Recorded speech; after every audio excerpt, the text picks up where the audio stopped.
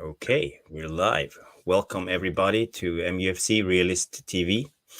We have a striking panel today with Power Hour Poppy, all the way from Botswana and Boston. How you doing, Poppy? I'm good. I'm good. I'm fantastic, guys. I'm happy to be here with you guys. Yeah, fantastic, fantastic. And we have the one and only Stu Wally. How you doing, Thank my you, pal? Ken. Yeah, well, thanks for that great intro. Yeah, no, great to be here as usual. Love a Mondays, you know. I'm ready for a good old conversation about footy tonight. It's been a tough few days for all fans of the club all around the world, and whether what age you are, it doesn't really matter what age you are because Sir Bobby touched everybody's hearts. Yeah, Really. Unfortunately, I was never alive to see him play. I was a 70s child. So when he stopped playing, I think, which is in 73, my memory serves me, I think at Chelsea was his last game. I was 3 years old. My first match was I was 7 years old, so I kind of missed out on the Holy Trinity. But my uncle Brian, and we have our seat has got his name on our seat because he's the one that first took me when I was 7 years old. And he introduced me to Sir Bobby. I was massively fortunate to meet Sir Bobby when I was 10 in an event that my uncle took me to. And Sir Bobby just happened to be there. I can't quite remember the intricacies of where we were and why we were there, but Sir Bobby was there. And my uncle, his family were Arsenal supporters because my mum and my dad were both from London, and they lived in Wembley. But his family was Arsenal supporters. My uncle was the black sheep, so to speak, at that time. okay. He was a Manchester United fan, and he kind of drilled it into me that Manchester United's the team to go for. And so when I was very young, and this is quite pertinent to Sir Bobby really. And when I was very young, and I went to a small village school called Lilleshall in the 70s, and we were growing up in the time where Wolverhampton Wanderers were very good and Liverpool were dominating. I was the only kid in the whole school, not just my class, but the whole school with the Admiral Manchester United kit. Wow. And I wore it proudly. I was, ridiculed as you do, especially when Ipswich turned us over 6-0 one day, and I was absolutely ridiculed. But my uncle and my dad, when they were kind of teaching me to play football, teaching me how to strike a football, would always reference the way that Sir Bobby struck a football. And you've got all these players today that strike footballs in many different ways, but none of them could get the accuracy and the power when you're dealing with a football that probably weighs 10 pounds on your foot because it's absolutely sodden with water. The boots were heavy, the pitches were terrible. And this guy, Sir Bobby, had such a technique, such a poise, almost like a peacock-like stance and appearance on the pitch, and he made people want to fall in love with the game. And Pappy, over in where you live, if you speak to a lot of your relatives and a lot of people who enjoy football, they will always reference Sir Bobby because he didn't just have an influence in the UK. He didn't just have an influence on Manchester United. He didn't just have an influence on Newcastle. He had an influence globally. And I don't think it was a lot of it was to do with, the Munich disaster in 1958. You have to bear in mind he was a very young man at the time, and he lost 7 or 8, if my memory serves me rightly, of his very, very greatest friends. And he somehow, and he was struggling himself, let's be clear, but he somehow managed to drag himself back to this wonderful human being and really epitomizes, what football meant to him. And he understood what it meant to me, you, and everyone else who supports United. Yeah. And this is why I get so het up, Jarvis, when you talk about modernism in the game.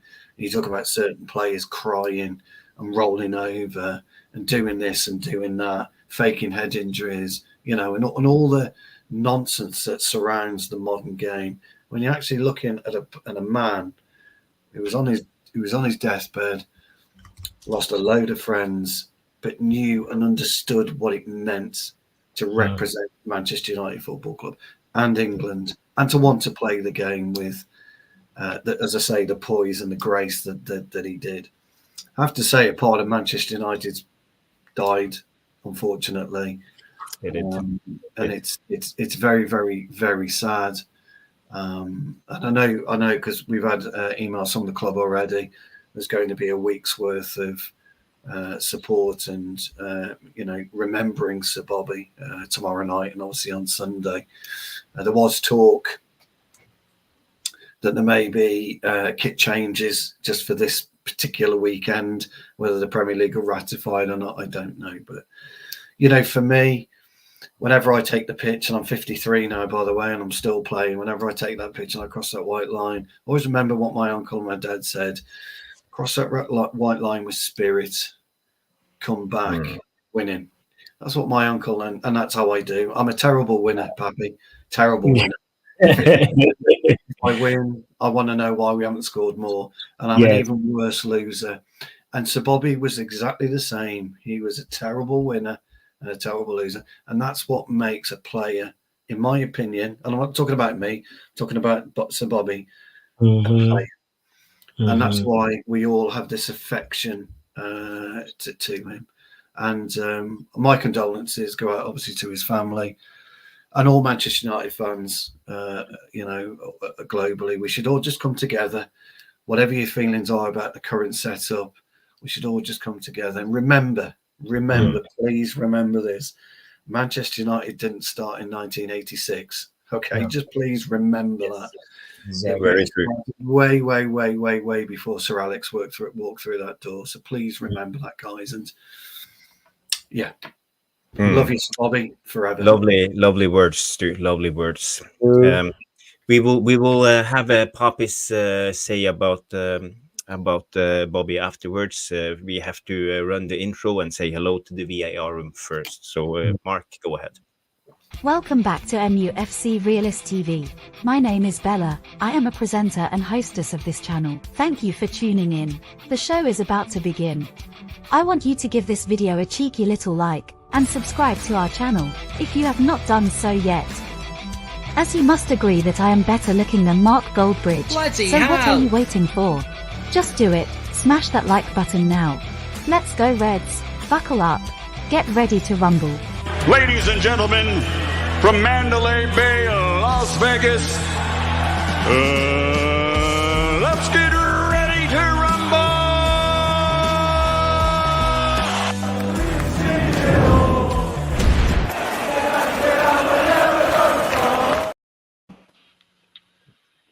Very good, very good. And we are running. And we just want to say hello to the VR room. We say we have Sanjay Ramatar who say good evening. And Neil Driscoll is in the house. What's up, Neil? How are you doing, pal?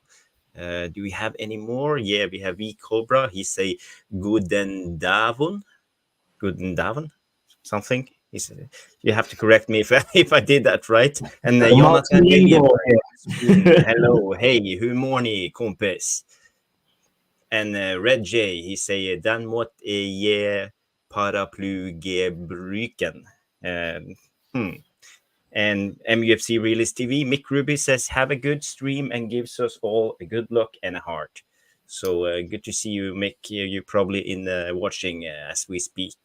And we have DJ Superfly winking with his pink waving and says, big up, Glazers out, Shay Arsenal. Well, Arsenal fans in the chat. What's up, the Arsenal fans? And Kenny Fan TV, big up. And Drex saying, Jarvis doing a good job, thumbs up. Thank you, Drex. So, Poppy, what did you, do you have any words to say about Sir Bobby? After what Stu said, it was just such beautiful words to honor him, Stu, that I feel like I cannot add any more. Like, it's one of those things where for me he is a legend, and it's always very important to know the history and the heritage of where this club comes from. And there's, as Stu mentioned, there's like people before Sir Alex Ferguson who worked really hard and Yeah. gave the blood, sweat, and tears to make Man United what it is today. When we're talking about Man United DNA, we're talking about Bobby Charlton, and I, just like many people, did not really see him play, but I've tried to like look around and see, like, read a little bit about his legacy. And there was a little excerpt that I want to share that should serve as homage to him, and for anybody that did not know much about Sir Bobby Charlton. So it reads, nobody embodied the values of Manchester United better than Sir Bobby Charlton. Having survived the trauma of the Munich air disaster when just aged 20, he played as if every game was for his fallen colleagues, recovering from injuries to reach the pinnacle of both club and country. In a 17-year playing career with the Reds, he played 758 games and scored 249 goals, both of which were long-standing records until Giggs in '08 and Rooney in '17 surpassed those feats. So some of his accolades are just, incredible to just glance over. He's obviously one of 9 players to have won the FIFA World Cup, the European Cup, and the Ballon d'Or, which is like a very, very prestigious sort of ilk of players that can say that they've won that. And the global and legacy and impact that he has is way more than just England, even though, he's one of those people that has won the World Cup for England, obviously, in 1966, and Football of the Year, top goal scorer, English champion 3 times, 2 times English Super Cup winners, FA Cup winner, and so forth. So it's really, really, really, we have definitely lost a legend, and we celebrate his life and want to honor it today. So big, big, big thank you to Sir Bobby Charlton and everything that he stood for, and may his legacy live on. Good words. Good words. I think we all stand behind your words, and we all feel the loss of a not a legend, an icon of the club. He means a lot, and from the history of Man United, he's meant a lot, and we all have read the stories about the Munich disaster, how the reserve goalkeeper, who was his name again, Greg, who saved him from the burning airplane. Oh, and God, yeah. what's his name, Greg? Was it, I I can't remember now. Yeah.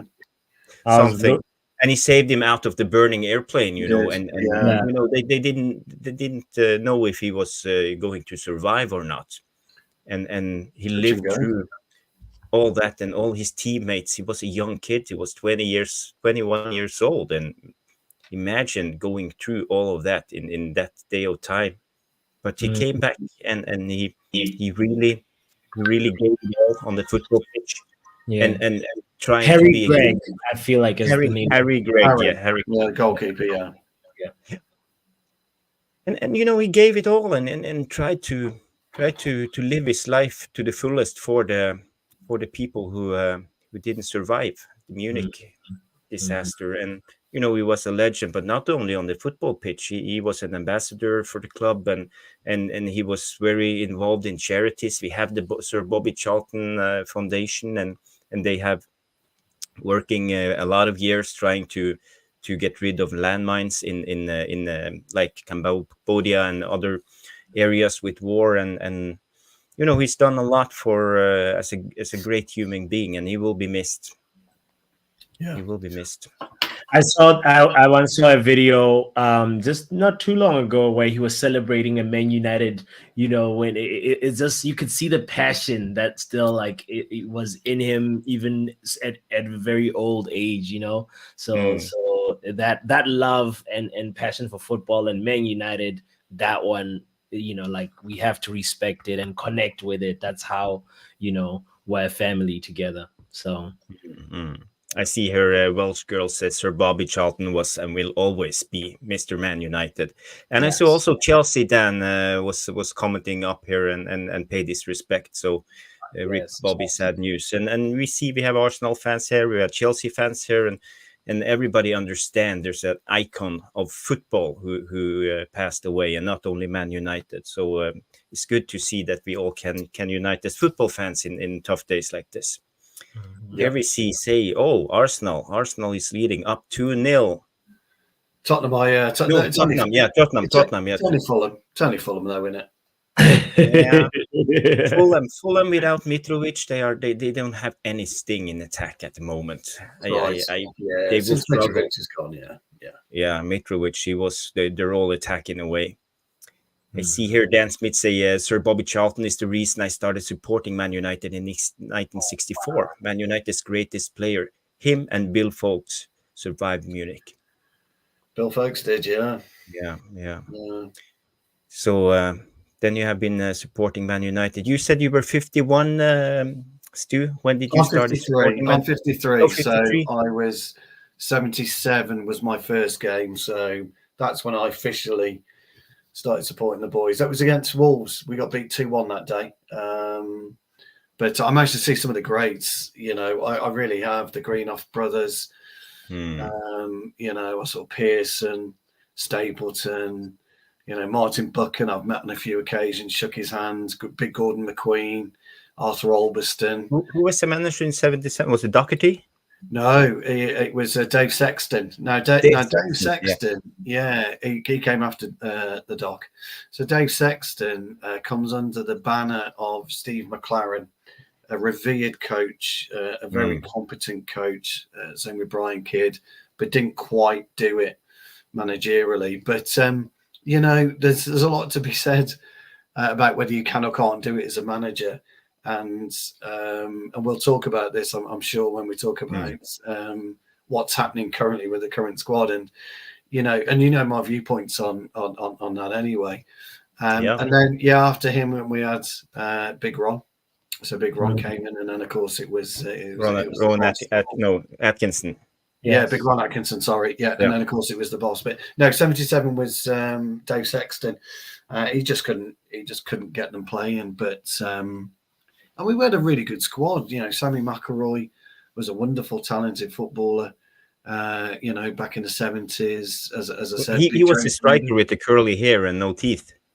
That's Joe. That's Big Joe. That is. So yeah. So Big Joe Jordan would actually take his front Jordan, teeth back. Yeah. I was talking to Keith Hackett a few weeks ago and asked him about Big Joe, and he asked. Remind us who Keith Hackett is. Oh, sorry, Keith Hackett's an ex-Premier League referee. So he was given special dispensation in the inaugural Premier League season 92-93 and 93-94 because he was over 50 at the time, but they needed his experience to referee in the Premier League. He also was head of the PGMOL back in the day, and he was instrumental for bringing in goal line technology. Interestingly enough, we could kind of do with him back. But he once asked Big Joe, why he never got his teeth done. And he said, it's fear. I just take my teeth out and it's pure fear. And he was a hard bastard, he was, Joe Jordan. I mean, Jesus Christ. He'd give you a Glasgow kiss like that, wouldn't even bat an eye. He was one of the old-fashioned strikers in Premier League or the old but division. back in the day, lads, the centre halves were real man mountains. Gordon McQueen was 6 foot plus. Buchan was 6 foot plus, and they were graceful players as well, but they were hard as nails. And then you move on to, some really great players like Robbo, in the early 80s, and Gordon Strachan, who came down and played. Yes. Yeah, exactly. And these guys played with heart. They put on their boots and they went out there. I mean, I had a pair of New Balance Robson Pro when I was about 12, I think, something like that, 12 or 13. A pair of New Balance Robson Pro, and wanted to emulate your heroes. And also back in the day, Patrick football boots were. I remember Patrick. Patrick. They were really big, but back in the 70s, there was a different style of football. It was much more like knuckles, bare knuckles fighting. You had dirty leads and all of the teams. Like everybody was like going in, and there was in today's standards, there were like 10 red cards every game. If you can Oh, say crikey. it like that. Crikey. I got sin binned on Saturday, right? I've never been sin binned in my life because the ref was woeful, by the way. And he gave this foul against us, and I looked at the ref, and I've been chirping at him, to be honest, most of the game. Yeah. And I just said to him like, "Oh, you know, are you fucking serious? What's all this about?" And he goes, 10 minutes, get off. And I'm like, what? Really? 53 years old. I can't talk to you, ref. And apparently these are all the new rules. So all these new rules, and we'll talk about this, but you're right. I mean, Leeds at the time were winning titles by kicking the crap out of you. I mean, they really would. Billy Bremner would fight you. Norman Hunter would fight you, and this is where modern day football, okay, you don't have to be that aggressive, but you've got to hold some aggression in you. You've got to be able to, if you're a centre half like you've got to be able to fight you forward, to an extent, and then drop off him to an extent. You'll be able to mix and match how you play. And these guys, Stevie Coppell, for example, he'd be running down the wing and he would be waiting to be clattered. He'd just be watching the ball and looking to the left, waiting for the absolute hammering he's going to get. Then he'll pick himself up when he's been shoved over the boards and get on with it again. 2 minutes later, back up that way. Billy Bremner, Norman Hunter. I see Madhouse naming players. Oh, Madhouse is absolutely right. They were animals, true animals. But then you got real men. You got players that play with broken arms back in the day. You got players that would play with badly damaged legs and it still continue to play because that's how it is. And whether that's the right thing to do or not, I don't know. But you also got to bear in mind the shin pads were, if you took a nasty tackle in the 70s, the shin pads would snap in half. Yeah. It was a different game. But the British game was really tough. It was hard, and it was you were not allowed to stay down if you got tackled. It was about to get up and act like nothing, But it all changed in the beginning of the 90s when Spurs bought Jürgen Klinsmann. You remember him? He's the first player I remember who tried to dive and get himself free kicks and penalties, and he was frowned upon in the beginning. All the British media and players, they didn't like it at all. So you're absolutely correct. We had a couple of magicians in our team at the day, dainty kind of players. Jesper Olsen at the time was a very dainty Danish footballer. Yeah, Danish player. Franz Tyson, a bit harder. He got a bit about him, Tyson. And then, Ardiles was over and Ricky Villa, and, they were wonderfully talented footballers. And the Europeans brought a different viewpoint of the game. They played it differently because their diet was different. The way they trained was different. The way they looked was different. Obviously, the way they spoke was different. And they tried to bring European styles into English football. Yeah. Well, that's really hard when you got Joe Jordan who will rip a steak up and eat it raw. No teeth. That's how he was. Or you got certain players hobbling into to train, and these guys look at him and say, "Are you fit to play?" "Aye, course I am, mate." And off he goes, and he he's there on a Saturday, puts his crutch down the side of him, and he'll still play. And I work in motorsport, so in many ways MotoGP riders are exactly the same. Any motorcycle rider is exactly the same. He'll come off one, in free practice, and then he's got to go and qualify. So if he's got a broken leg, he'll get helped onto the bike and he'll ride. And this is what it used to be like in the 70s, 80s, and 90s. Today, if you walk past somebody, it's like, it's pathetic. Stu, I want to say,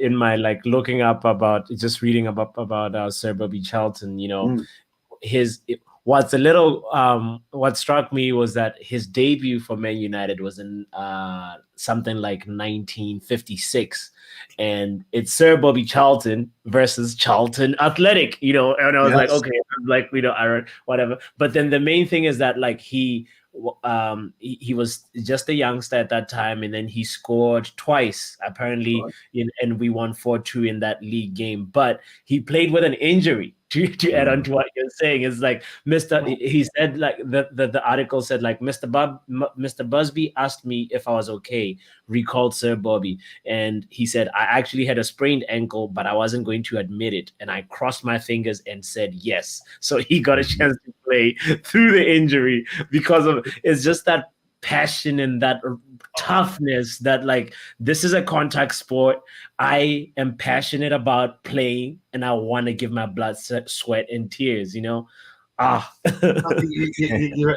right, man. I mean, it's a great story, that, because it's, and it happened a lot. But the flip side of that would have been, and Bobby would have known this, and I don't know whether he communicates it, because Sir Matt would have gone to him, all right, Charlton. He would have called him Charlton at the time, right? Right, Charlton. Yeah, you're fit to play, and if Charlton goes, well, actually, I've got a sprained ankle. All right, sit it out, and then he'll be going back to, was that fucking Charlton? What a waste of fucking space! Fucking run it off. Because that's how it was. And he'd get his desk and he'd chuck it up in there, because that's how it was. And you're right. So Bobby knew that if he turned around and he didn't play that game for injury, he might not have been the Sir Bobby Charlton we know today. That's the fine line between a footballer then and somebody like Jadon Sancho today. He's a great example, though. It is. They're the polar opposites of somebody who really wants to play football, loves football, knows what Manchester United is all about, but understands that the fans are there. The fans are the ones that, that they're waiting for me. I'm signing autographs. I'm doing this. I'm doing that for the fans. But it's things like that happened all the time back in the day, Poppy. I play in a Super Vets league, so we're all the same age, so we all play the game the same way. It's a tough old game out there, and I'm going to kick you, you're going to kick me, and we're not going to whinge to the ref about it. That's what we're going to do. And that's my issue with modern day football, And look, if you look around the world, and you look at some countries who aren't as fortunate as where we are today, those kids love football so much they go out and play in any weather, on any pitch, and no shoes. No shoes, not one shoe. We wouldn't do it. We wouldn't do it here, and that's what football's all about. And that's why, again, Sir Bobby is loved and revered, because he travelled and he met those kids that I'm talking about, and he spoke to them, and he gave them time, And I don't know what will happen. I don't know if there's a footballer today that would ever command the respect outside the game as well as inside the game that Sir Bobby has had. I don't think Messi will have that legacy. I don't think Ronaldo will have that legacy. I don't see any footballer at this point being the way that Sir Bobby. Sorry, Jamie. I was just watching Jamie's comments, reading his comment. He's sick of Sancho. Yeah, I'm the same, mate. That's why I wanted to use him as not as a scapegoat. I just wanted to use him. Reference. I just want to see we have a lot of new people in the chat. I just want to say hello to Milos Mitric, Dobrevec, and we have Dan Smith here. We have Mark Davis. We have Kenny Fan TV. George Best is in the chat. Big up George Best, GBST 1007. And we have DJ Superfly. Who else do we have? And Rushmano, the legend, of course. And he's as old as me, and he knows a lot of football. And I also think he's a season ticket holder, as you are, Stu, at Old Trafford. Yeah. So I just want to go to one comment that I read here. That was about remember when we signed Brian McClare, and we got to remember when we talk about the old days and the new days of football. Our manager Alex Ferguson, he lived through the transition from old to new. When he started out as a manager, we had tough players, always hard as nails players. We had Brian McClare, Mark Hughes, we had the Robo, we had Schmeichel in goal, we had the center backs, Palliser and Bruce, a lot of tough players, Paul Ince, Roy Keane in his young age. but suddenly it all changed, and Ferguson had to adapt his way of thinking and composing a team and all of that. So, what's your thoughts about that, guys? I'll let you take that, Puppy. So building a strong team is difficult, but maintaining a team to stay strong is even more difficult. And for me, that's right. You just touched on there, Jarvis, is like the one of the things that like separates Sir Alex Ferguson from many other managers. There's a lot of great, good, and excellent tacticians around the world, but it takes a certain kind of skill set to be able to recognize how to keep constantly refreshing a team to keep performing at a top tier level, and also still keep a motivation going, and recognize when like certain moments that, oh, now I'm having to build around this type of player, and now I'm having to build around this type of player because this one is coming to an end in their career. And that's for me, like the how you define somebody's greatness,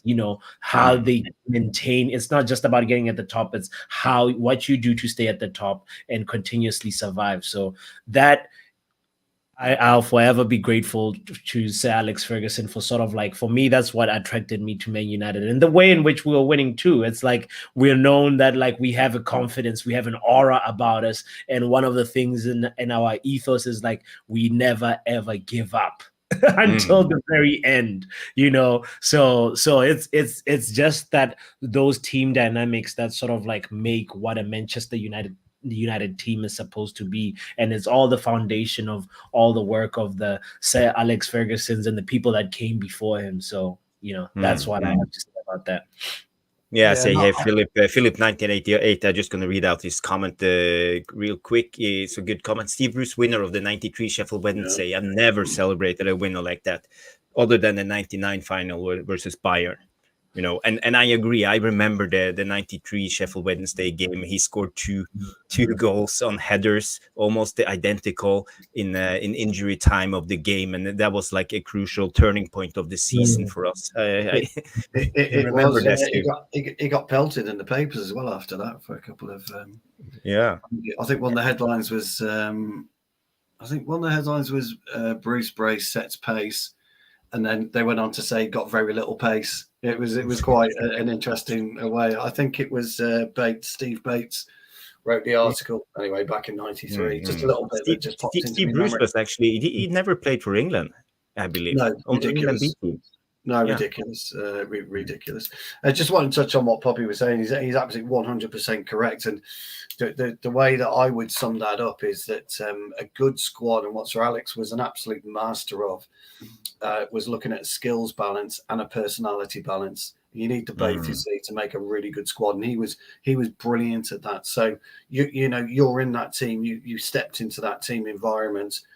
And you got Schmeichel bellowing at you, you got Pallister bellowing at you, you got Irwin. Well, actually, Irwin didn't really bellow at anyone, did he? He just got on with his job. You got Paul Parker giving it to you. You got Paul Ince giving it to you. You've got Mark Hughes giving it to you, Brian McClare giving it to you. If your standards dropped even a millisecond, a molecule, then they would let you know, and so they should.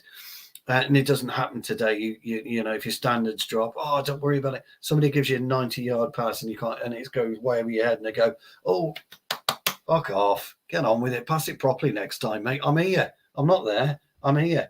And this is how it should be, because those are the types of standards that get you through games of football.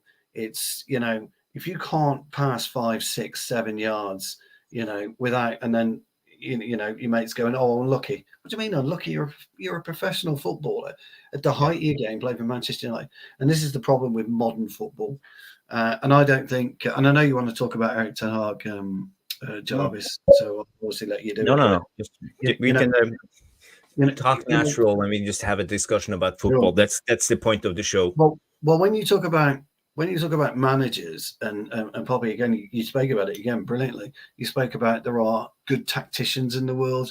But you can be the best tactics bloke in the world if the players don't or can't be bothered, because that's what we get. Cannot be bothered to implement what you're trying to say, because, and Jarvis will know this, so we'll probably give you a smirk, probably, but I talk about all the time.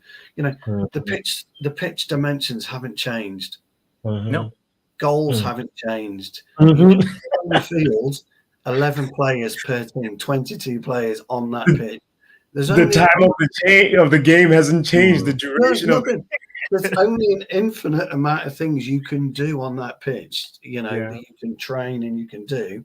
And then you guys play football, so you know as well as I do, you know, after minute 2 of any game, what you've learned, what you've spoken about goes completely out the window, because they might change formation in a blink like that, or something might happen that you weren't expecting. So what do? You've got to adapt. And this is Ten Hag's biggest problem. This is our biggest problem. Jamie's beat me to it. Our team has got no leaders, and Bruno's really having an issue at this point in time, I think, with the captain's armband. I could be wrong, but I really do. I think he's having a problem with the captain's armband, because he's not concentrating on his own game. Yeah. And you have to concentrate on your own game. You are the one that can only improve yourself as an individual, as a man. You're the only one that can influence what you do on the game. And it's not happening with our team. And I can see Ten Hag, because can you honestly tell me, guys, and if you can, please tell me, what do you think Ten Hag's doing differently this season than he did last season? Hardly anything. He won't be doing anything much different. You know, he'll be going out and be talking to lads, I need you to do this, and this. We can't sometimes be bothered, can we? I mean, you can see it by their body language. We can't, you know, Dallas got a really good goal. I thought the keeper should have stopped it, by the way. I might be being a bit overcritical, but I thought he should have stopped it. But did you see the surprise on Dalot's face? He was like, what? Crikey. Didn't believe it myself. Yeah. You know, and you know, other players are going, Jesus Christ, Dalot. That's because he's not there. He's not practicing his long range shooting. He's not practicing getting swerve on the ball. He's not practicing his speed. You know, Harry Maguire, one of the things that we talk about is his lack of pace. If I was Harry Maguire, I'd have hired a sprint coach. 3 days a week. I'd have hired a sprint coach. You know, you've got to do everything you can to be the best that you can when you're playing for Manchester United, the greatest club on the planet. And that's exactly what Sir Bobby did. He identified weaknesses in his game, and he dealt with those weaknesses. Whether you know, he was could hardly kick with his left foot at one point, but he practiced and he practiced and he practiced with his left foot. He practiced shooting, practiced striking the ball at the right place at the right time. Our guys, I don't get the impression our guys do this. I could be wrong. I'm not in and around Manchester United, but I just don't see where we are with that will and that want to win a game of football anymore. No, but I have to say, sorry, Pape, I just want to shoot in quick. When it comes to individual players and how you train, I have always learned that it's up to yourself as a player. When you have football practice, you practice as a team. If you want to improve, you practice by yourself. You know, if you want to be quicker, if you want to have a better shot and stuff like that, you practice by yourself and do it over and over again until you learn it. That's how I think football. And I believe it's players. You know, you can't sit at home and play PlayStation when you have the chance to improve as a footballer. So for me, I don't know how they do it, but I expect more from our players in a way. No, 100%. Yeah. I wanted to also add about the training point that, like, I have a feeling that some of these guys are not practicing the right way, because, say for example, Anthony, I bet Anthony in training conditions where there's no defender harassing him, he has a very sweet left foot, and that Ten Hag is seated probably in training, and it's just like somehow there is something that goes wrong when he's actually on the pitch now, and it's like there's people that are trying to defend, so they're not doing enough to simulate match conditions. I think it's something where it's like, if you're practicing to shoot a dead ball, and that's all you're doing, you'll get some good strikes and you'll be good. You'll feel confident. But if you're not doing it with some sort of pressure on you, then it doesn't seem like you're kind of improving. So I'm really hoping that, like, we see a change, because you can't say that Ten Hag has changed his methods drastically, as Stu has mentioned. It's like the same way that he knows that what worked last season in terms of, the tactics may be different, but the training and how the approach, I bet he knows the things that has made him the manager that he is today, and he tries. It's just the players themselves that are not holding up that end of the bargain, and they're not clinical enough. They're not, showing what they need to, levels of improvement that they need to be showing. It's really ridiculous to see other teams be able to score goals, and for us, a goal comes with so much fight and so much struggle. I just don't know when it's going to start clicking. It's an interesting point that you make about when we do score goals, which we do very rarely this season. And maybe the bank will break one day and we end up winning 5-0. I don't know. I can't see it at the minute. But it's been the moments FC, like that Bruno shot that you talked about.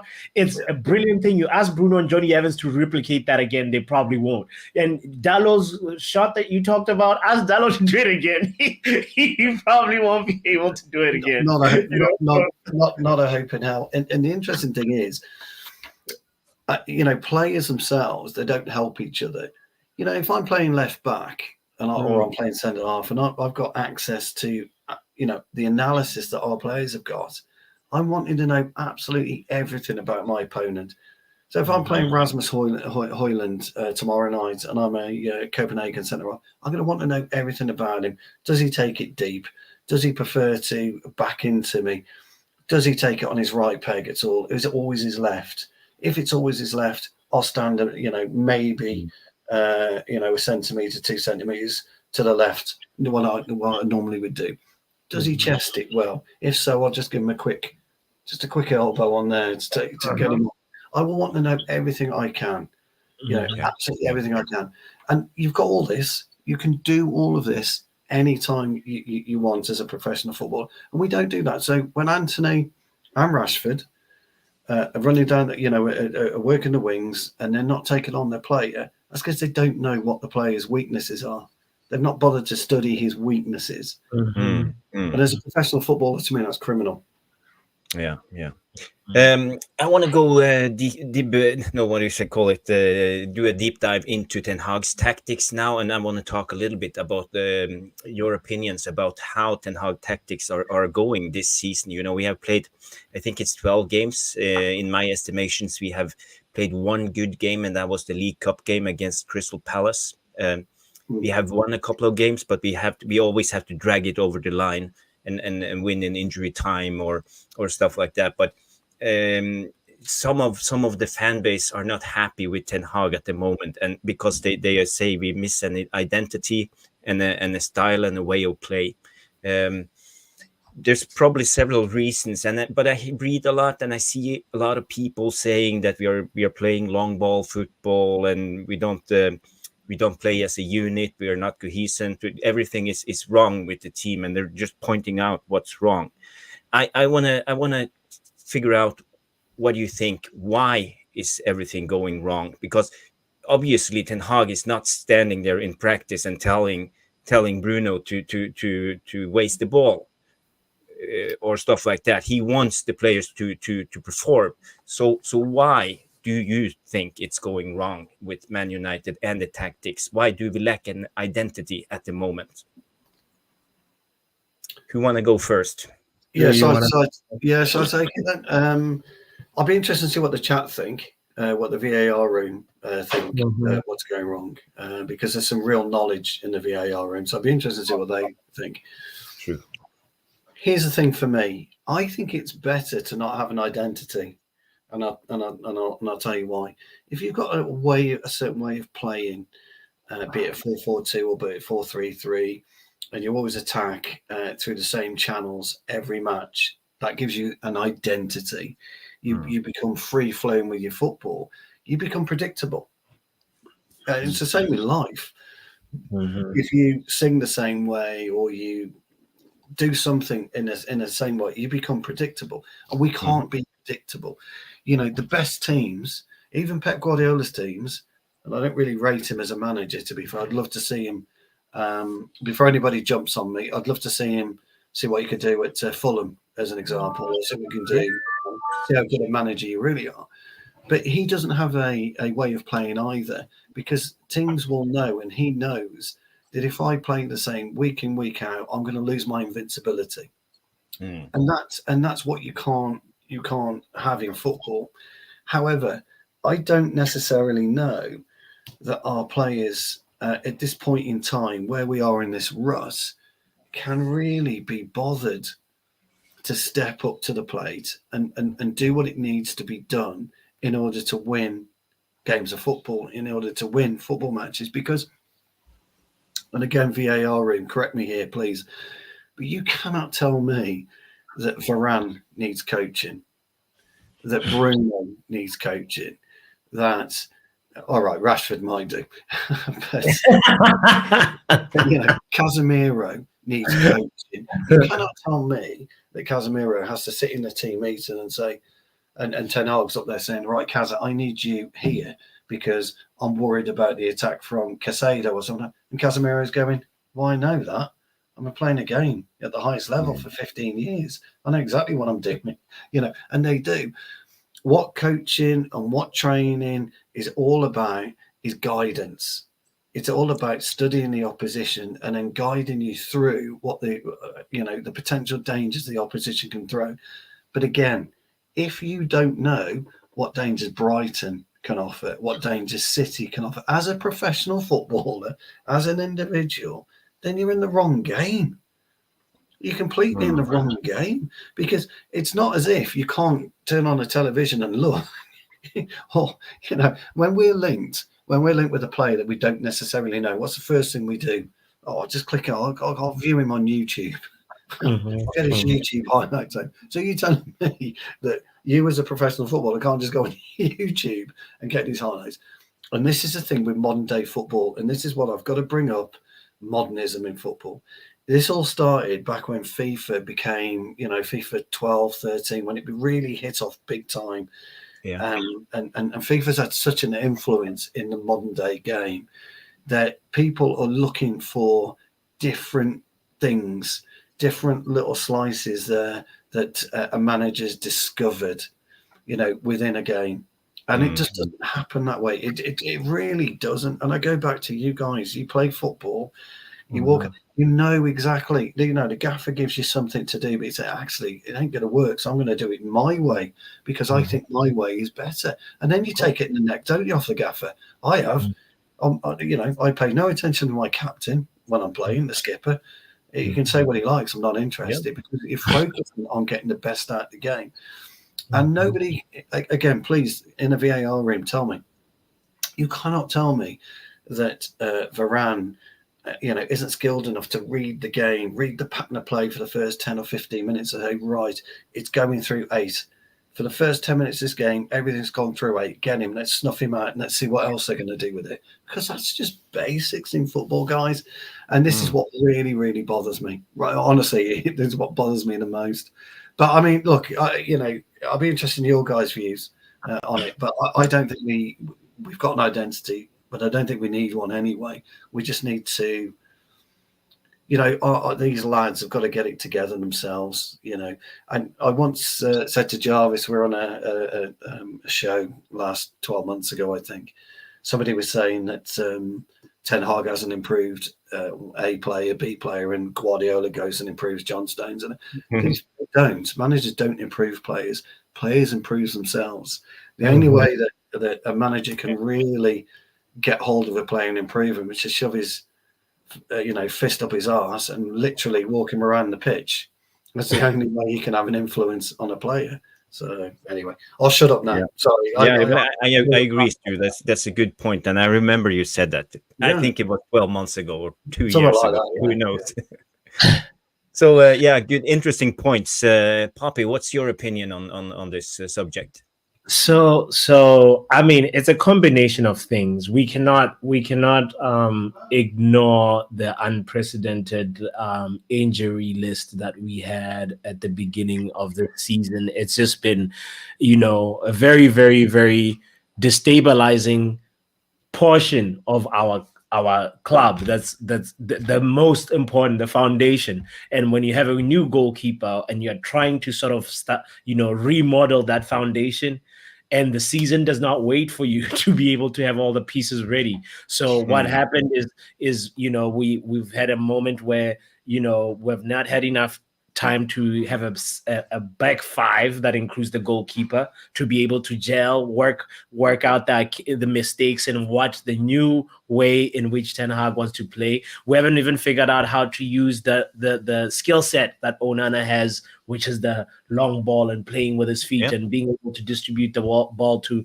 areas in the field where you remember when Pep Guardiola was playing just prior to the final, the Champions League final last year. He said, he was asked, why did you not press Milan the same way you usually press them, you press teams? He said, well, because of that goalkeeper, Onana, but is he going to say the same thing when they're playing Man United in a week's time? I doubt it, because we've still not figured out how to actually make Onana look like Onana, the Onana that he is. So, and that's all just because of the injuries that we've had. And then obviously there's injuries aside, you have to look at the performances of the players that are picked, because coping with injuries is part of the game. No matter what, coping with injuries is a big part and parcel of the game. And as a manager, that's the whole reason why you have player B, player C for each position, So that cannot just be an excuse, So what we've seen on the pitch is something that lacks cohesion and attacking fluidity that's not quite there yet. It's not connected. There's like a lot of our midfield rushes the long ball so much that we just gift possession a lot, and it's just not a very balanced team. And it goes back to I think, like, it might have been Mark who once mentioned this, and the best United performance we've seen is not in the league. It was the Carabao Cup game when we're playing the B team of Crystal Palace. And you just saw a cohesion that was just like, wow, this is the type of cohesion I used to see in the preseason games. Whenever the youngsters come in, there was a little bit of a unity in there. And that's a big part of why I feel like there is not a lot of teamwork, and we're not really finishing, killing games off or finishing off the few chances that we have. So, yeah. Yeah, I think you touched about a lot of things that's not working at the moment, and you had very good points there, Poppy. When it comes to me, I will test a theory on you guys and see if you agree or not, because I have been thinking about this for a couple of days, and I started thinking after the Sheffield United game, because things weren't really working. We won the game, but in a way we were like playing a lot of long balls from the center backs directly to the wings. They were up against 2 or 3 oppositions, and we didn't like cement our attack and try to dominate a team as Sheffield United, who are last in the Premier League and will probably go down to the Championship next season. So when seeing that, it told me that we don't have a plan in a way, or we do have a plan, but we don't use the plan that Erik Ten Hag gives the players. When I understand Ten Hag, his style is about playing out from the back, using the goalkeeper, and when we started playing out from the back, we move up players into the midfield. We want to create overloads, and we want to dominate the opposition, and we want to play the ball past the feet and let the ball do the work, do all the running, and we want to stretch out into the whole width of the pitch and use the width and play with the ball. When I see us play, we don't do that. I can give a simple example so you will understand. What Mm. When one of our center backs is standing on the ball, and usually the opposition has two defenders, and they will always block the center of the field. They want to push us out on the outsides. We have two players in midfield, and we have two defenders from the opposite team standing there and blocking the central area. If the center back has the ball, we don't use the ball to open up. We can do it easily. We can play from the center back to the one of the guys. One of the two who are defending will be dragged out. Play back, play up again, play back, and then everything opens up.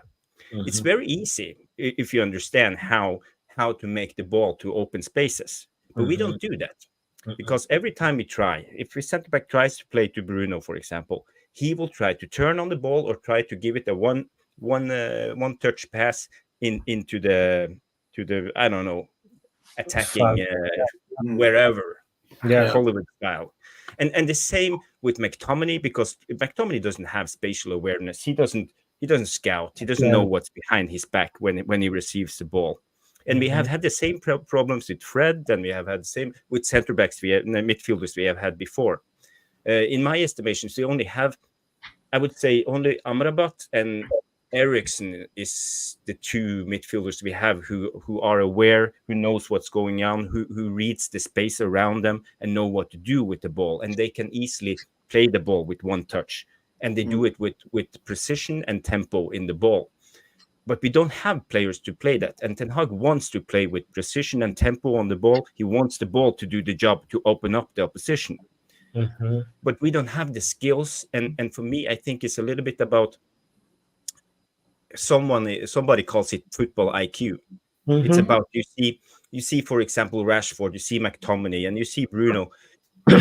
Ten Hag can tell them in training what to do, and they understand. Okay, you have to run there. Okay, boss, and he runs there. But when you Mhm. play the game, it's no time to react, because when the ball comes, you have to watch and see what the other players do. And if you take yourself the time to react, it's too late, because the window of is open for the way to pass the ball. It's open and it's closed. Oh, So yeah. you can't react. You have to act. That's the Mhm. thing. You got to know when you have the ball. You got to act. Okay, Mhm. he got the ball. I have to run. You can't just stand So there and watch. He has the ball. What is Rashford doing? Should I run? Should I take a deep run into the box? Should I should I go behind him? Should I go we on the? So where do Jarvis. we run? And people Yes. don't Yes. understand this. And our players, from my estimations, I don't think they're smart enough. I don't think their football knowledge is high enough to understand how to act, or the system is not drilled enough. But we have tried this with a lot of players. We have tried it again and again with Solskjaer, with Mourinho, with Van Gaal, and a lot of players play all the time. And for example, Rashford. If Rashford has the ball on the left wing, what are the other players doing? They are standing there watching Rashford. I wonder, will he cut in and shoot? Will he try to dribble? Or will he go to the byline and cross? They don't know what to do. Same Yeah. as Bruno has the ball. Are you running in behind centrally? Are you running to the corner flag? Are you meeting Bruno to get the ball? What's going on? Because we don't have a, as you mentioned, Puppy, cohesion, and Yeah. people don't know. They don't understand that the ball needs to do the job. The, So the the this is my buzzword, rant. Jarvis, the buzzword that you mentioned was tempo. Even what you Tempo and remember, like precision. that guy, even the hallmarks of Sari ball in Chelsea is like there's a certain level of like nobody does two touch passes. Like when you're talking about a build up play, not a counter attack that you're launching out of desperation quickly. Like when you're taking your moment to transition the ball into the opposition third and move them from side to side and make sure that you're destabilizing the opposition's defense. Is like you have to create a tempo and you have to be able to do a one-touch pass. And for you to be able to successfully do a one-touch pass and make sure that you find your teammate, you have to be positionally aware. And that positional sense is something you can say to somebody so many times, but if they don't have it and you can't. You have to read the game in it very fast, because the higher you're Exactly. up in the level in Premier League, you don't have any time at all. You have one No. second, maybe 2 seconds, and then the window is You know, closed. You don't have the yeah, time to pass the ball anymore. And you he's can see that mentioned. with Pep Guardiola, for example. He Mhm, has mhm. really smart players like Guardiola, Bernardo Silva, Silva, yeah, Kevin De Bruyne. They yeah. understand football, and you can see it now with Arsenal. They have the same team with Odegaard, and they do in combination play. They understand how to move, and Mhm. that's what I think Ten Hag is striving for and wants to achieve with this Man United team. But it's very difficult with the group of players they have at the moment. Yeah. Stu, do you want to address that comment that's on the Yeah, screen? I look, I'll respond to it. I don't know. Yeah. Vasey, if I pronounced your name right, buddy. Thanks for your comment for a start. I could do with you kind of elaborating a bit on what your point is. So much so about whose agenda and why you think we're not picking out Bruno. We're not picking out No, no, Rashford. no. We're not picking out any of the players. We're just suggesting that there are moments and too many moments in the current matches that we're playing where common sense goes out the window with the team, and in particular with Bruno and Rashford. That's all we're saying. It's kind of what I'm trying to say is if you are and Jarvis, by the way, and Puppy have both explained. If you are Hoyland, let's use Hoyland as an example, with Rashford in particular. Now, I know Rashford tried to push him 2 or 3 times at Sheffield United. He picked him out, and maybe Hoyland should have got there. If he was a split second quicker, he might have scored a goal. But at the moment, you've got this unpredictability with the way that they're playing. So that Rashford at the moment, if he's getting the ball 25 yards out on the diagonal on the byline or the touchline, should I say, he's got 2 choices. He either goes to the byline or he attacks the diagonal. Now, 2 years ago, he was attacking the diagonal. So basically what he was doing, he was attacking the diagonal of the box. So he's creating a choice for the defender. So that defender had to make a choice. I'm either going to stand off, I'm going to push you out to the byline, I'm going to make a tackle, I'm going to risk a pen. And we were getting, I think we had 15 pens or so that season because he was committing the fullback. Now, if you're Rasmus Højlund, you don't want him committing the fullback all the time. You want him pushing the down to the byline and getting that cross in, or you want to push an early crossing. So you don't necessarily want in between the byline and the edge of the 18-yard box, because that makes the cross more difficult. It allows centre halves to ready themselves. You want him to either cross from deep back to around the penalty spot area, so you've got to run on it, or you want him to cross from about 20 yards out on the left on your right foot, in swing it, and then it gives you something to run at. And this is what Rashford isn't doing with Højlund. Incidentally, Bruno's not doing the same either at the moment. So he's not committing himself to one or the other style of play at the moment. He's mixing his play up. But as Jarvis said, he's trying the Hollywood ball maybe too much. Sometimes it will come off and sometimes it won't. But at the moment, too many times it's not coming off. Now, when he first joined the club, he took a lot more care of the football at his feet and the way that he distributed the football. He just isn't doing that at the moment. So we're not picking these players out just for the sake of picking these players out. There are reasons as to why they're not performing. Now, Rasmus Højlund at the moment has demonstrated he's got the ability to put the type of numbers up, in my opinion, that Ruud van Nistelrooy put it for Manchester United. And that is high praise, because I think Ruud's been one of our finest strikers, to play for Manchester United. That is high praise. Yes. But, it's all about finding Højlund.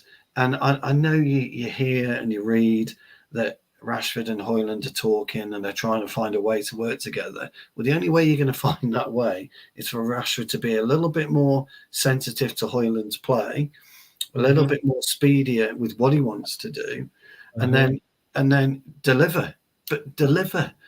Now, once you start delivering to Højlund, then you can mix your game up again. Then you become the Marcus Rashford we know that you've got the capabilities of doing. And that's the issue with Bruno. So I hope that answers your question, mate. And if it doesn't, please, come back at me in the comments. No, and these guys, we hold them to a high standard because last season they created Bruno created 36 chances for Marcus Rashford, which was the highest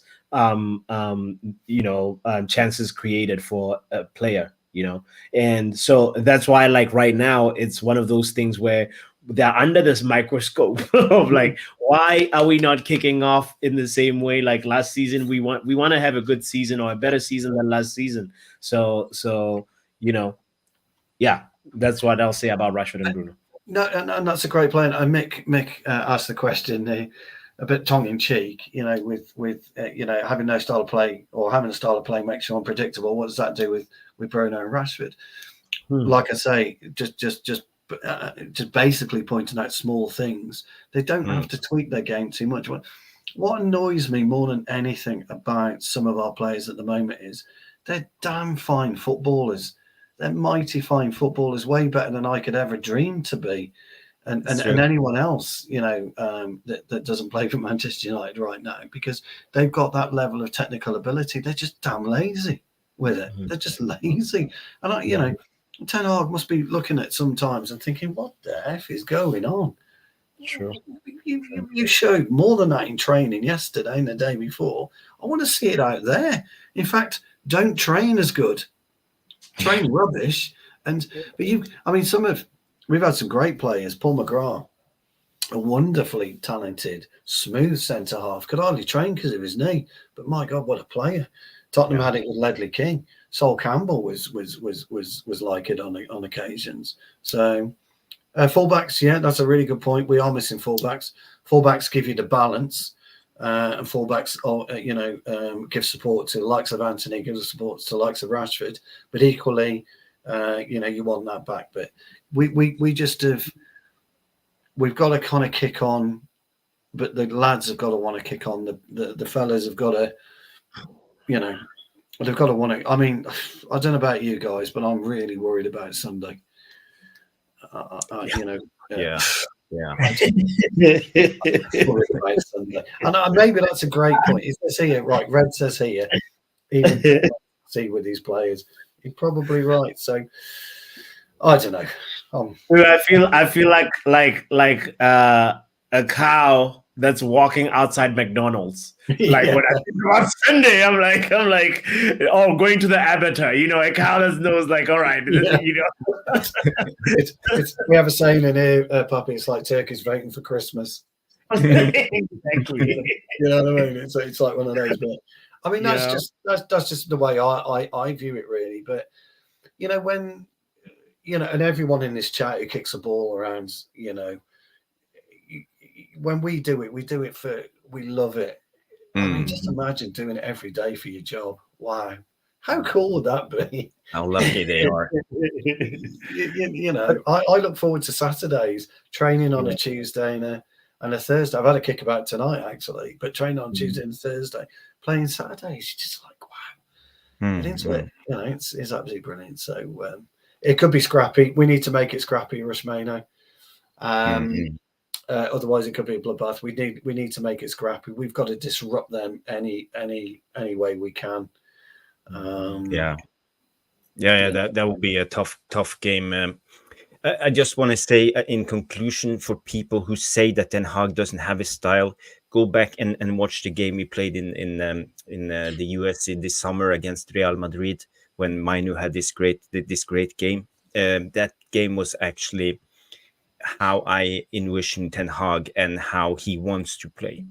But we struggle now. Okay, people are mentioning, I call them excuses, but they are excuses, but they are facts. We have a lot of injuries, and we play a lot of games too. So he doesn't have enough time to coach this team, to do the drills, to implement his style.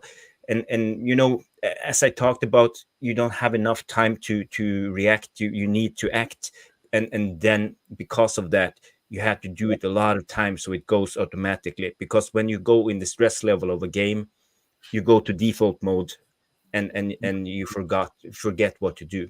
So in a moment, in defense of Ten Hag and the players, I know they can do it, but they haven't showed it this season. Royden, if you can pull his comments up, Royden Frost 1010 made a great comment. He says in training it's 80% the coach and 20% the players.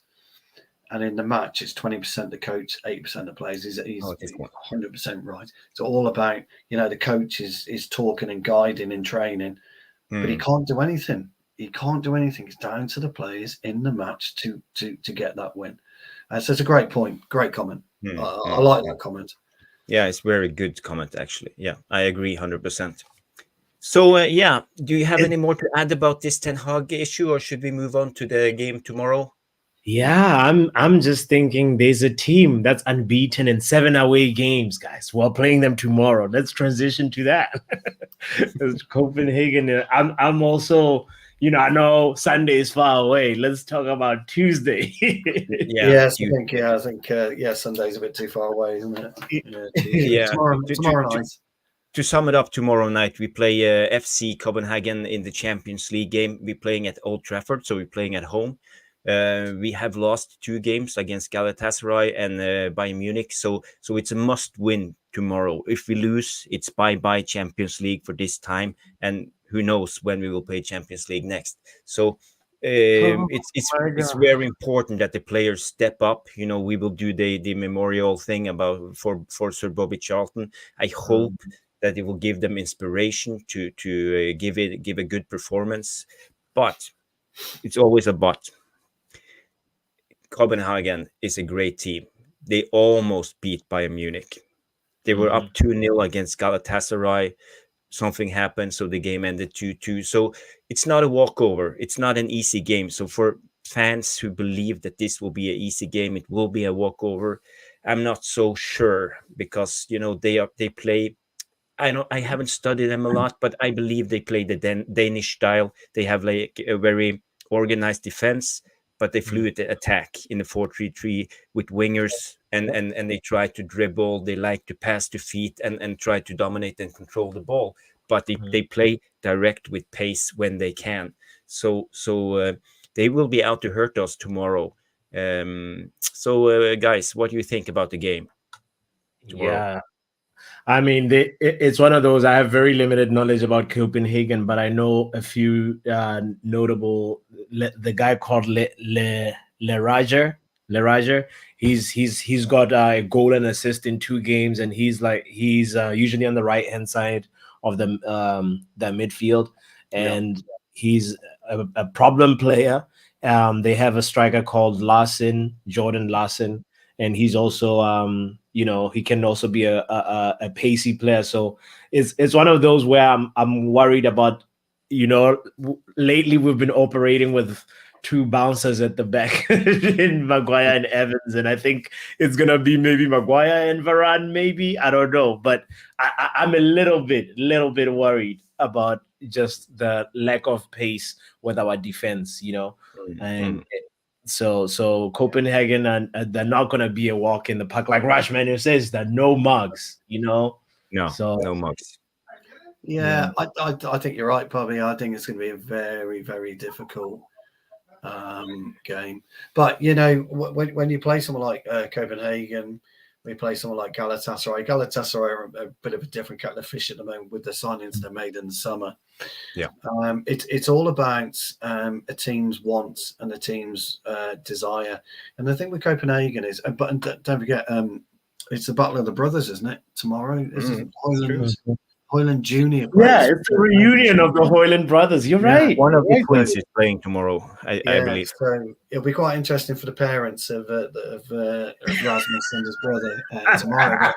But I think Copenhagen will come with a game plan. I think they'll try and snatch an early goal, and they'll try and defend because they do defend very, very well. They attack smoothly, but they defend very, very well. What I like about Copenhagen is you don't necessarily know too much about them, and that's a bad thing, but also a good thing for them because they'll come and they'll play football, and teams like Copenhagen relish the opportunity of playing whoever it may well be, whether it's Manchester United, whether it's Liverpool, but they're coming away to somebody's backyard.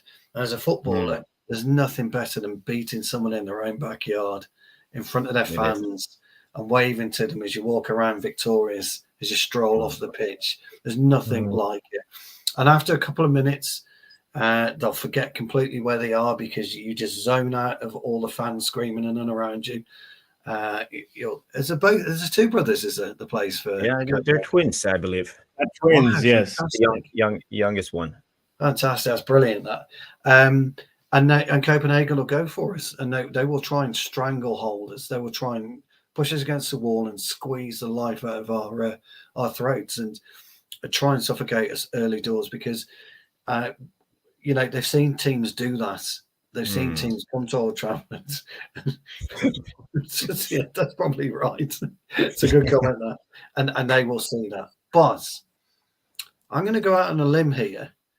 And I think we'll end up controlling the game. But we just won't have that potency that we need. I don't know how Rasmus will affect him.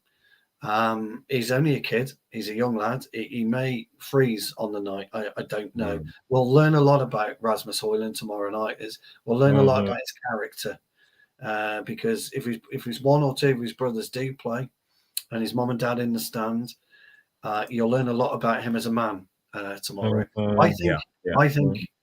I think he'll just get on with it. I play for Manchester United and I'm just playing against Copenhagen. I think he'll get on with it. I think Varane will be back. I totally agree. But I don't think we struggle, Mark, on this one, pal.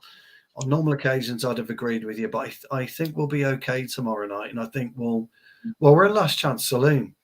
And, the lads will know this. We're in Last Chance Saloon. So I hope Kenny, I hope he does, buddy. I really does. So I think we may win 2-0, actually. I don't think we'll concede. I think we might actually win 2-0. But then we then play the reverse leg, don't we? In Copenhagen. Then it's out to Galatasaray. And then it's home to Bayern Munich, isn't it, to finish? So if we can beat Copenhagen twice, Galatasaray, then we should be okay. So it's not disastrous, our position at the moment, but it's up to us now to do it. Yeah, it is. My lad will be there. So he'll be in the TRA. So he'll be there. So yeah, he's looking forward to it. And I'm looking forward to it. But we just need to get this win. Look, also, guys, if we win, we're 3 on the bounce. We're 3 on the bounce. There's a lot to be said. Building confidence. Momentum going with 3 on the bounce. Spurs bubble will burst. We're only 8 points off Spurs at the moment. If we miraculously get a victory on Sunday, we cut it. What do we cut our points difference to City by 3? Is it to 3? By 3, Stu. Yeah, 3 points. Just miracles. Hallelujah. So it's a big week for the club. Ten Hag will know, it is. And the players should know how big this week is. So you focus on the next game, Copenhagen. Get that put to bed. Get it out the way. If I was Ten Hag, I'd take the players away for 3 days. Training offsite away from Manchester, forget the build up, and then come back in on Friday and really start kicking onto it. So, we could be there. We could be. So, what do you think? What's your thoughts about the lineup? I have the lineup. I haven't prepared anything, but I have the lineup for the Sheffield United game. So, just ignore that Sheffield United on the screen. But this was my preferred lineup. And I, in a way, believe this should be our starting lineup against Copenhagen too. So what would you do differently in the lineup? Well, I think Eriksen's got to come back in. There's no two ways about it. I think he has to come back in. For me, I'm not so sure about Anthony. I would remove Anthony and maybe give Garnacho. You know me and Garnacho, Jarvis. I never advocate him starting because I don't think he does enough when he starts. But Anthony did nothing for me against Sheffield. Look, I know he's had a really tough time. I get that, but you've got a second chance at this club, mate, and you've got to start taking it now. Amrabat, Eriksen, Reguilon. I would bring in Reguilon. Yeah, there's no two ways. Got to play Harry. I'd bring in Varane, Dalot. We're more balanced with that squad, with that 11. So for me, it would be Anthony out and Garnacho in. So, Poppy, what do you think about the lineup? Do you agree, or would you do something differently? I agree. I'm excited by the arrival of Reguilon because we need Reguilon really on the left. I mean, I saw Victor just do the job but Reguilon brings that sort of attacking threat as well from the left, which we really need. And Hoyland needs to start receiving crosses from somebody. And Reguilon is one of the people most capable to put in a cross from deep, especially. And so Dalo obviously also would probably do the same on the right. And Maguire and Varane I agree with.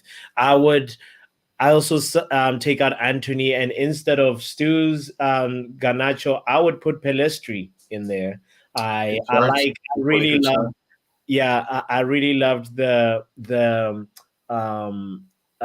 performance from Pelestri versus Bayern Munich, and I think he did really well versus an Alfonso Davies, and it's I know this is a must-win game, and we can't keep trying to play our wingers into form. Eric Ten Hag, it's time you just give somebody else a chance because Antony and Rashford need a reset.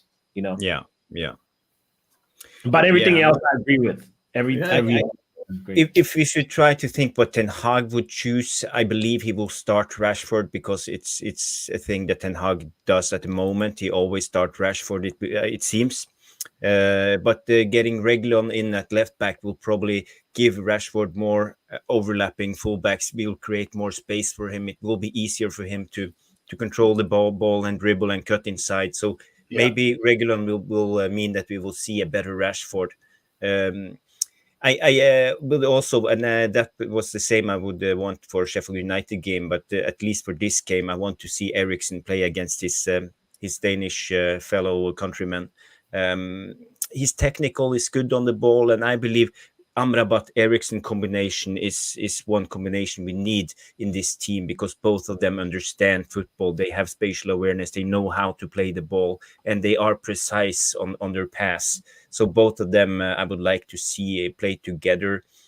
And I believe maybe FCK Copenhagen will be a little bit more defensive and try to counterattack us. So it's about us being precise and dominate the ball when we have it and try to be creative. And of course, Bruno in the 10, not in the 6 or the 8, because Bruno, he's the 10. Don't play Bruno on the right. We need Bruno in the 10. That's the only role I believe he really thrives in and plays at his best. And actually, it's not that wasteful when he's in the 10.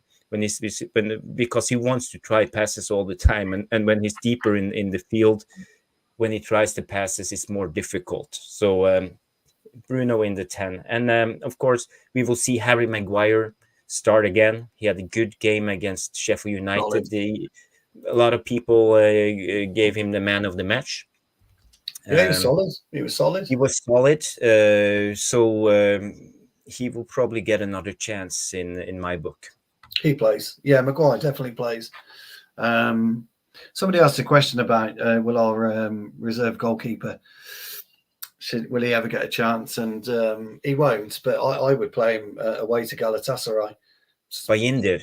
Yeah, meat and two veg for a minute there. I'd put him in against. I'd get a couple of behind the closed doors friendlies between now and then, and I'd put him. I'd say to Anana, sorry, mate, this guy was made for this. It'd be perfect. That's what I would do with him anyway. Yeah. Just to answer the question. What's your score prediction via our room? If we can get your score predictions in, and we will do a round with score predictions here in the panel. Poppy, what's your score prediction for tomorrow? Can we defer to the man who's actually really good with score predictions, who's in the background? His name is Sashiv. Can we invite him into the What's good? What's good, guys? How are you doing? How are we? Doing fine. How are you? Good. I've been I've been all right. It's been it's been a very good morning so far. So I can't lie. So far against Copenhagen, what I've learned about them was like I think the last time we played them in the Europa League, right? We basically swept a win in the extra time or something. So they are a very low block team. So they are definitely going to hit us. They're just going to hit us on the counter attack. So Yeah, so What's I'm all? glad. Yeah, so I'm glad. Like to be honest, Region is back. Yeah, that's massive. That's And the massive. score predictions, Ashim? After what you said, what's your score prediction? We're doing predictions now. Uh, I'm gonna go with 3-2 United. 3-2, 3-2, and we can do the goal scorers at the same time. Who you think will score? We have to rely on Hoyland, bro. So I think Hoyland twice, maybe. Yeah, Hoyland twice. Then I think uh, maybe I will probably guess the Scottish kangaroos, the Scottish kangaroo. Mackie T, Mac Terminator comes in at the end and scores a goal. Yeah. I'm just going to read up some score predictions from the VAR room. I see Madhouse. He says 1-1. So not that positive, Madhouse. Come on.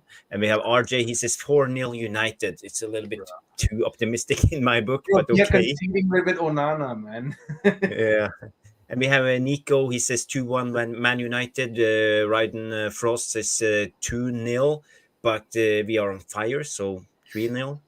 Red J say 1-2, so he believe we will lose. And Roche Mano, he says 2-2, sadly, but he hoped for 2-0. Yeah, of course. We have Yale, he says 2-0 to Copenhagen, and they will give us a beating. Alistair Dirk say 3-0 United. Do we have any more score predictions? I think Milo said something about Man United scores two goals, and Madhouse comes in and said 10-0 United. Brilliant, Madhouse. I have to bring down the whistle and say 10-0. And Scott Yeti will say 2-1 United. We need this. So we have a lot of some are positive, some say a draw, couple I'm of with Scotty. loss. So we don't feel 100% confident that we will beat Copenhagen because we haven't been in great form lately. But it's Champions League night when we hear the hymn, and we have seen Rashford Højlund. He's like he thrives under these conditions. It's like his tournament Champions League. He has all his goals in the Champions League. So. And he plays against his fellow countrymen in Denmark, his former club. So I'm 100% sure that he will be up for the game. He will give 1,000% to win this game. So maybe Højlund can save us, save the day. Yeah, we have to rely on Hoyland. But see, the thing is like wingers like probably Rashford. Like he won't like he doesn't have this. He doesn't have an ability to really cross the ball in. It's really, Yeah, we need people. But if Regulon plays, maybe he will cross till Højlund. Anthony So, can just who whip. didn't give their predictions yet? Poppy, you gave yours. So I'm gonna go with Sashiv. You said 3-2. 3-2. You said 3-2. I say with Onana. They call him Choir Master. You guys, you remember Onana? That meme of him calming everybody down. I know. I think it was unfortunate we had a penalty, and I've seen a little bit of I think he's reached a turning point a little bit. I hope it's the beginning of a turning point in his confidence build. So I'm gonna go with a 2-0 Man United. We're gonna win 2-0. I say it with confidence. I agree. Clip it. And it will be. We'll see. It will be the unlikely Anthony will score. Maybe Anthony and Højlund or Maguire. Yeah, you cannot hurry. I think we'll be comfortable, actually. I think we'll win 2-0, but it'll be a comfortable 2-0. Yeah. I think we'll be under the cosh for 10-15 minutes, but we'll play away into the game, and I think we'll win comfortably 2-0. And my man Rasmus is going to score a brace. No. A header and a right foot. He'll get Champions a League is his thing. He likes scoring in the Champions League. Yeah, my prediction of the game, I think we will struggle. I think Copenhagen will score. They can smell blood, and I would say maybe. I hope we win. My heart says we win 2-1, but my head says 1-1. Okay, haven't I seen have me, Scotty and Stoic. Will. Breaking news: Jadon Sancho was on for a hat trick against Copenhagen, but the game That's was very good. finished, and he had Yeah, to restart the PlayStation. Yeah, skip past that one. Right. Thanks, You get Royden. tackled into the ground, Stu, if you try. See your old football legs doing the job. So before we wrap up, I want to bring in our producer for the night, Mark Yes. N, and come in and have his say before we wrap up. Mark, are you there? Yeah, I'm here, Hello. guys. How is everyone doing? Are you hearing Yeah, me? I'm good. Yeah. He's awake. Yeah, I was just enjoying the stream. You guys had a top stream. I think there's a lot to take in for tomorrow, right? We're coming off the back of two games winning, whether it was not pretty at all. We won two games in, different conditions. And I think that will spur us on to do well tomorrow. We're at home. We are actually the better team. We have enough talent and quality to win this game. I don't see Copenhagen beating us. I think they might score, but at Yeah. the same time, I think we are going to score a few goals. We have been performing better in Europe, as this comment Nigel Flynn says, than in the Premiership. You know what I mean? We scored 3 goals against Bayern, right? And if not for a few mad things, we could have won both games, in my opinion. Yeah. Yeah. So I think we're on for a big performance, hoping the emotions will spur the guys on to better their levels. Hmm. I would actually contradict Jarvis and say, I hope he benches Rashford, but we know he won't. So I might be mad about that, but I hope the guys can find a way to find form and do better. Like, just, have a good game. I mean, on the night, Tuesday, in front of the fans, come out, do your best. Win the game is a must win. Show the fans you want to go on in Europe. You want to compete with the best. You know what I mean? Like, is the only thing we could hope for as fans. Yeah. Yeah. It's true. It's true. So, do any one of you guys have anything to add before we wrap up the stream? Yeah, just a very, very quick one, really. And I Yeah. should have mentioned it before. October in the UK is Breast Cancer Awareness Month. I don't know if it is across where you guys are. So to all the girls out there, from us men, I know we're a pain in the arse a lot of the time, but we all love you, and we should protect you more than what we potentially probably do. So if you've got your girl, your mom, anyone around you, your daughters, give them a quick hug. Breast cancer is horrible. Something I've lived through with my partner, and it's very nice. So just give people give your girls in your life a hug. Tell them you love them, because we'd be lost without you, girls. We'd be lost without you. So I should have mentioned that before. Sorry, I apologize. Amazing, Stu. I guess the month of October just makes us need to shine a light on some important things. It's that breast cancer and also mental health. There was Mental Health Awareness Day, I believe, in this month. Yeah. And also, I believe in the UK, it's also Black History Month. So It is. to see a Black person, give him a hug. Yeah. No, absolutely. We witnessed Vinicius Junior yet Yeah. again Yeah. being My racially. goodness. We potentially have seen it in the England rugby, haven't Yeah. we? It's not been proven, but we've potentially seen it. And Yeah. for all the bad that's going on in the world, there's a lot of good. There's a lot of love out there, and Yeah. I think we Yeah. forget it a Mhm. lot. We do forget it, and yes. Guys, do a little bit of good and hit the like button right Hit that now. like button, yes. So, Poppy, do you want to do the finishing and? I mean, we're already there. So, I mean, I think let's just say thank you to everybody that made today's stream special, from Sashivs to Stu to Mark to Jarvis, and also Mick in the background, and everybody that commented. We've had lots of people interacting with us. I know at the beginning part of the show, we were talking amongst ourselves, but big shout out to all you guys. You can always become a member. Make sure you do that. It's very easy. You become part of the family in the MUFC Realist TV community. make sure you also, there's a little QR code right there. You can scan it and become be more interactive with us. There's a Telegram chat that you can also be a part of. So until next time, right? Peace, love, and bananas. We can't wrap it up right away because we have something special. Well, Rush. Rush some memberships. With Big up Mano, to we you did the guys. 10 MUFC Realist TV.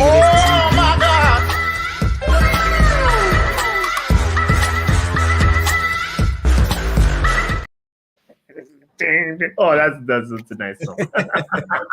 Thank you very much, Rashmano. And let's see who have a new membership. It's Ramo, it's Reber Bakir, it's Luan France, Stephanie Griffith, Bry J, Peter Jeric, KJM77. We have a D-Sign, Big T, and MM got a membership from Rashmano. So remember to thank him in the comments. And thank you very much, Rashmano. You are a legend of the channel. A true legend. You are Thank true legend. We'll be doing the watch along as always. Make sure you join us for that as well. Tomorrow I'll be doing the watch along. So yeah. So and subscribe to Kenny Fen TV. You have a YouTube channel. Plug that. Mark, you also have a YouTube channel as well, right? Yeah, well, I stream on MUFC Realist TV, but you could always find me on Mark MUFC on YouTube or on Twitter. Yes. Perfect. And you can also find me on Football Power Hours. Stu, do you have one? I don't. I appear on a couple of other channels, but you can abuse me at Stu Woolley on Twitter if you want to. Yes. All right.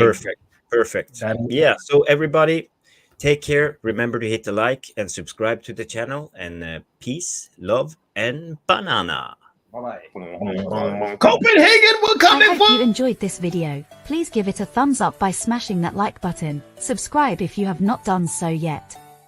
If you want to take it to the next level, you can always show your appreciation to sponsor our channel by clicking below the video title where you will see the heart icon with the text saying, thanks. Or you could buy me a cheeky little coffee by scanning this barcode or visit this link to buy me a virtual coffee. Thank you for watching. I hope you enjoyed this content. Remember, glory, Man United, Glazers out. It is green and gold until we are announced and sold. That was all from me. I wish you a good day and a great match experience, and I shall see you in the next video. Goodbye. Thank you so much for stopping by and watching MUFC Realist TV. Don't forget to like and subscribe and follow us on the socials.